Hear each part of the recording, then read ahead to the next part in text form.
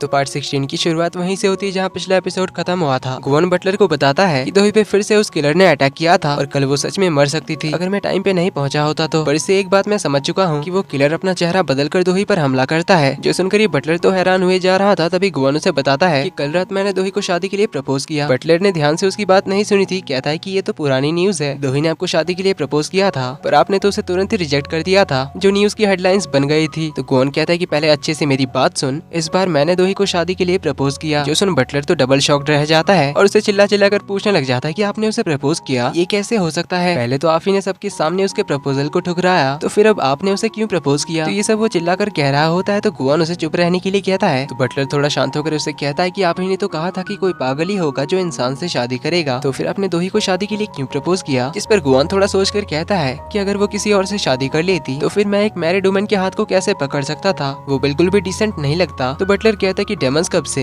इंसानों की तरह मॉरल्स की बातें करने लगे। गुवन पूछता है कि क्यों मैं नहीं कर सकता क्या? तो बटलर कहता है कि इसका मतलब है कि आप एक मैरिड डेमन बन जाओगे। ये सोचकर ही तो वो खुद ही चिल्लाने लग जाता है। कहता है कि ऐसा कैसे हो सकता है? अगर गायों को इसके बारे में पता चला फिर वो तो गुस्से में पागल ही हो जाएगी। गुवन कहता है कि मैं तो बेकारी टेंशन ले रहा था कि पता नहीं तुम अभी क्या कहने वाले हो। बटलर कहता है कि क्या आपको फर्क नहीं पड़ता गायों के गुस्से से? गुवन कुछ नहीं कहता। तो बटलर कहता है कि अगर आपने दोही से शादी कर लिया तो क्या आपको पता भी है कि आप कितनों के दिल तोड़ने वाले हो? लेकिन गुवन तो कुछ भी नहीं कहता। तभी हमें मिस छा को दिखाया जाता है तो वो अपने टैरो कार्ड्स पढ़ने लग जाती है अपने डेटिंग लाइफ के बारे में पता करने के लिए। लेकिन उसमें बार बार उसे हर्मिट का कार्ड आता है जो कि बैड लक का सिंबल होता है। तो बार बार हर्मिट कार्ड आने की वजह से वो परेशान हुए जा रही थी। तभी वहाँ पर दोही पहुँच जाती है और उससे पूछती कि क्या ये हर्मिट कार्ड वाकई में इतना बुरा है? मिस शाह ने उसे नोटिस नहीं किया था। कहती है ये कार्ड बहुत ही बुरा होता है, समझ लो हमारे डेमन बॉस मैडम दोही से पंगा लेने के बराबर। ये बोलकर ही वो रियलाइज करती कि उसके साइड में तो दोही है जो उसे अभी के अभी अपने केबिन बुलाती है।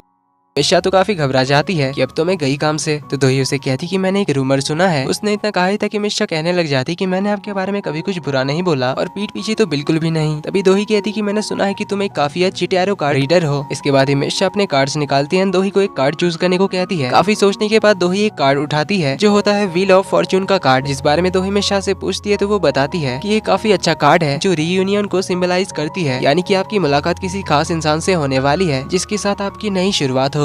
मिशा की बातें सुन दोही तो सरप्राइज्ड रह जाती है। इधर बटलर तो खुद ही अपना लाया हुआ खाना खा रहा था और अपने ही बनाए खाने की तारीफ करने लग गया था। तो गुवन भी थोड़ा सा टेस्ट करता है, लेकिन तभी वो जूसियोक को देखता है जो हाथों में फ्लावर लिए ऑफिस के अंदर जा रहा था। इससे गुवन तो बड़ा गुस्सा और जेलस होता है जो हमें उसका फेस देखकर ही समझ आता है। जूसियोक फ्लावर्स लेकर दोही के केबिन में आता है। दोही उसे देखकर पूछती है कि क्या बात हो गई जो यहाँ आना पड़ा। जूसियोक कहता है कि मैं बस तुम्हें फ्लावर्स देने के लिए आया था, वो मुझे कल के लिए थोड़ा बुरा लगा कि मैंने बिना फ्लावर्स के तुम्हें प्रपोज कर दिया। वो जल्दबाजी में मुझे फ्लावर्स के बारे में याद ही नहीं रहा। जो सुन दोही थोड़ा स्माइल करने लग जाती है और उसे ड्रिंक्स पूछती है। तो उनके बीच सीन थोड़ा सा ऑकवर्ड हो रहा था। तो जूसियोक दोही के हाथ के चोट के बारे में पूछता है। दोही बताती है कि अभी ठीक है। अगर इन दोनों के बीच थोड़ी ऑकवर्ड सी साइलेंस हो जाती है, इसलिए दोनों तो हंसने ही लग जाते हैं। दोही कहती है कितना अजीब है ना हम दोनों के बीच ये ऑकवर्डनेस, पर हम दोनों ऑकवर्ड क्यों फील कर रहे हैं? यही सब बोलते हुए दोनों ही हंसने लग जाते हैं, जिन्हें गुवन तो बाहर से जेलसी की नजर से देख रहा होता है। कहता है कि इसमें हंसने वाली क्या बात है, कौन सी फनी बात कह दी जो दोनों इतना हंस रहे हैं? अब उसे देखकर और उसकी बातें सुनकर बटलर कहता है कि बॉस क्या आप जेलस हो? इस पर गुवन तो चिढ़ते हुए कहता है कि मैं क्यों जेलस होऊंगा और मुझे तो समझ ही नहीं आता कि लोग जेलस क्यों होते हैं, और वैसे भी मैं इन जैसा बेकार इंसान तो नहीं हूँ जो मैं इन्हें देखकर जेलस फील करूंगा। ये कहते हुए उसके चेहरे पर तो जेलसी साफ दिखाई देती है। जो देख बटलर तो उसे मस्ती करने लग जाता है। तो गुवन उसे मिशन के नाम से डराने के लिए कहता है कि मिशन आ रही है। उनका नाम सुनकर ही तो बटलर भाग जाता है और इधर दोही जूसियोक के साथ अंदर चली जाती है। जो देख गुवन तो गुस्से में मिस्टर जिन का कॉफी पाउडर उठाकर ले जाता है। इधर दोही और जूसियोक अपने बचपन के बारे में बातें करते हुए काफी हंसने लगते हैं। दोही कहती है मैं जब पहली बार तुमसे मिली थी तुम बहुत ही ज्यादा शरारती थे, पर कल जिस तरह से तुमने मुझे प्रपोज किया तुमने बचपन से काफी चेंजेस आए हैं। जूसियोक कहता है कि तुम्हारी शादी के बारे में सोचकर मुझे बिलीव नहीं होता। दोही कहती है मुझे भी बिलीव नहीं हो रहा है कि मैं शादी करने जा रही हूँ। जूसियोक कहता है कि मैंने जो कल तुम्हें प्रपोज किया वो मैंने ऐसे ही नहीं किया, बल्कि मैंने जब पहली बार सुना था कि तुम ब्लाइंड डेट पर जा रही हो, ये सुनकर ही मुझे बुरा लगा था। फिर जब तुमने गुवन को शादी के लिए प्रपोज किया तब मैं गुवन से काफी जेलस था। उसके बाद ही मैंने तुम्हारे लिए मेरी फीलिंग्स को रियलाइज किया। जो सुन दोही शॉक्ड होती है क्योंकि उसने ये सच में नहीं सोचा था कि जूसियोक के दिल में उसके लिए फीलिंग्स है। जूसियोक कहता है कि मैं तुम्हें यहाँ पर प्रेशराइज करने नहीं आया हूँ, बस मेरी फीलिंग्स के बारे में तुम्हें बताने आया था, इसलिए मेरे बारे में सोचकर ज्यादा प्रेशराइज फील मत करना। दोही कहती है बस मैं ये सुनकर थोड़ी सरप्राइज्ड हूँ कि मैंने हमेशा तुम्हें अपनी फैमिली की तरह माना है। जूसियोक कहता है कि अब रियल फैमिली बन जाते हैं, उसके बाद टाइम लेकर हमारी फ्यूचर के बारे में सोचेंगे, जिसके लिए मैं वेट कर सकता हूँ। जो सुन दोही और उसे कुछ नहीं कह पाती। वहीं इधर अपना गुवन तो काफी ज्यादा जेलस था, इसीलिए वो तो गुस्से में कॉफी बनाने लग जाता है। बहुत सारा पाउडर मिक्स करके आइस वगैरह मिक्स करके गुस्से में पी जाता है। तभी सॉन्ग जो पास ही बैठा हुआ था कहता है कि क्या हुआ, तुम्हारे लिए ये तो बेकार थी ना, तो अब इसे पीने में मजा आ रहा रहा है ना। तो गुवन अपने गुस्से को शांत करके उससे पूछता है कि मुझे एक बात बताओ कि इसका मतलब क्या होता है जब एक इंसान आपका नंबर अपने इमरजेंसी कॉन्टैक्ट लिस्ट में ऐड करे। इस पर सॉन्ग उसे कहता है कि इसका मतलब ये होता है कि वो इंसान आप पर सबसे ज्यादा भरोसा करता है। ये कहकर वो उसे एक बुक दिखाता है जिसका नाम था 100 टिप्स फॉर फर्स्ट लव। गुवन कहता है कि क्या सच में सबसे ज्यादा भरोसा वो मुझ पर करती है। सॉन्ग कहता है हाँ बिल्कुल। ये सुनकर तो गुवन खुश होने लगता है, पर उसे याद आता है कि कल तो जूसेओक भी वहाँ पर पहुँच गया था, यानी कि दोही ने जरूर उसे भी अपने इमरजेंसी कॉन्टैक्ट लिस्ट में रखा होगा। जोसन गुवन फिर से ड्रिंक बनाकर पीता है, कहता है कि ये अच्छा नहीं है और उस 100 टिप्स वाली किताब को खोलने लग जाता है। सॉन्ग कहता है कि पेज नंबर 125 पर होगा, वो तुम्हारे लिए काम आएगा। तो गुवन उस बुक को पढ़ने लग जाता है, जिसके बाद काफी हैप्पीली बाहर आता है। सामने उसे जूसेओक दिखाई देता है, तो जूसेओक उसे बात करने के लिए बाहर बुलाता है, जहाँ गुवन उसे कहता है कि तो आज यहाँ तुम दोही से नहीं बल्कि मुझसे मिलने आए हो। जूसेओक कहता है कि तुम अपने बॉस का नाम लेकर बुलाते हो, क्या तुम्हें लगता है कि तुम उसके बराबर के हो। गुवन कहता है मेरी और दोही की रिलेशनशिप पर्सनल थी, प्रोफेशनल होने से पहले। तो जूसेओक उसे कहता है कि तुमने पहले सबके सामने दोही का प्रपोजल ठुकराया, तो फिर अब तुम उसे कंफ्यूज क्यों कर रहे हो। गुवन कहता है कि मुझे बस शादी पसंद नहीं थी, इसीलिए मैंने मना किया, पर मैंने ये तो नहीं कहा कि मैं दोही को लाइक नहीं करता।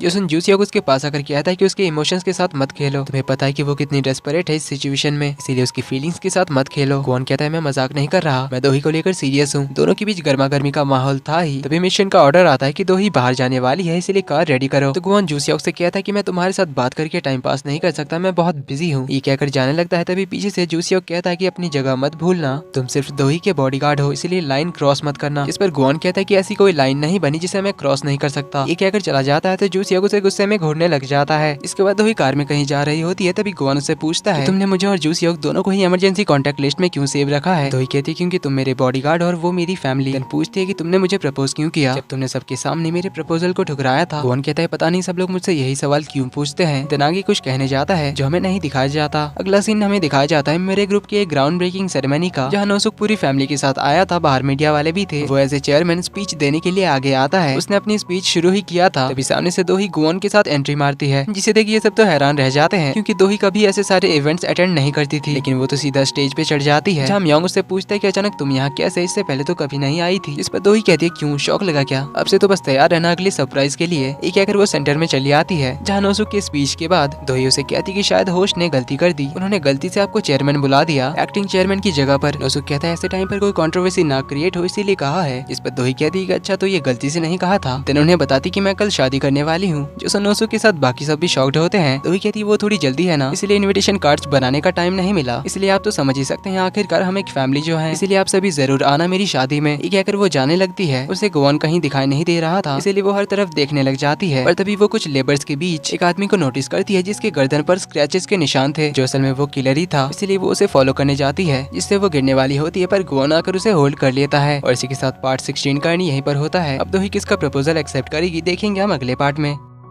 वीडियो पसंद आई तो वीडियो को लाइक कर देना, चैनल पर पहली बार आए तो do subscribe and hit the bell icon. जल्दी ही मिलते हैं अगले पार्ट में, तब तक के लिए take care and bye bye.